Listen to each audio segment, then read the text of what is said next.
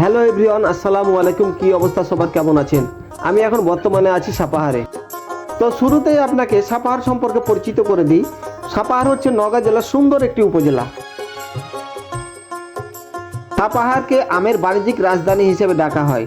নওগাঁ জেলায় যতগুলো আম উৎপাদন হয় তার বেশিরভাগই সাপাহারে পাওয়া যায়।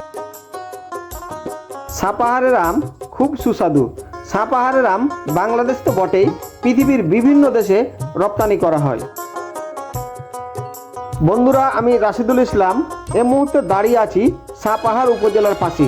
আজকে সারাদিন পুরো সাপাহার শহরটা আপনাদের ঘুরে দেখাবো। সাপাহার উপজেলায় আসলে আপনার চোখে পড়বে ইয়া বড় সাইজের 3টি আম, যা আপনাকে মুগ্ধ করবে। সাপাহার উপজেলা পরিষদ ভবনটি দেখতে অনেক সুন্দর। সাপাহার শহরের মানুষ খুব সহজ সরল ও আত্মীয় পরায়ণ। ইট পাথরের এই শহরের রাস্তাঘাট খুব পরিষ্কার পরিচ্ছন্ন। বন্ধুরা, আমরা মোটরসাইকেল যোগে শহরের দিকে এগোতে থাকলাম। আমরা সাপাহার শহরে কিছু মার্কেট করব আর পুরো সাপাহার শহরটি ঘুরে বেড়াবো।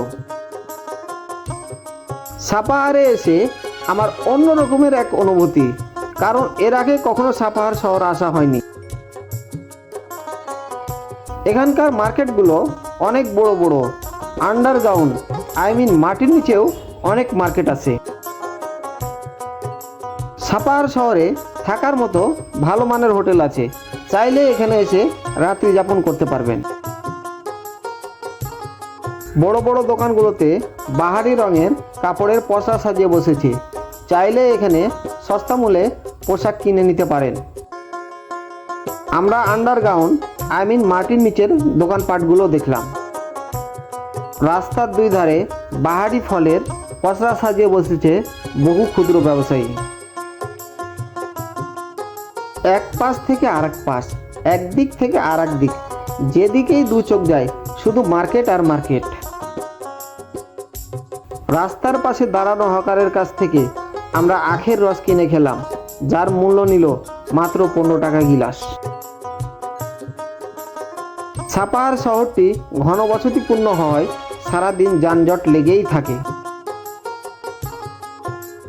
রাস্তার ধারে ফলের দোকানগুলো থেকে ফল নিলে খুব অল্প মূল্যেই পাওয়া যায়, কারণ তাদের মার্কেটের ভাড়া দেওয়া লাগে না। আমাদের সাপাহার শহরটি ঘুরে দেখতে দুপুর গড়িয়ে গেল। এখন আমরা বাড়ির পথে রওনা দিব। ধন্যবাদ বন্ধুরা, ভালো থাকবেন। আজকের মতো এখানে শেষ করছি।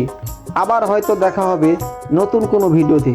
ততক্ষণ পর্যন্ত ভালো থাকুন, সুস্থ থাকুন। খোদা হাফেজ।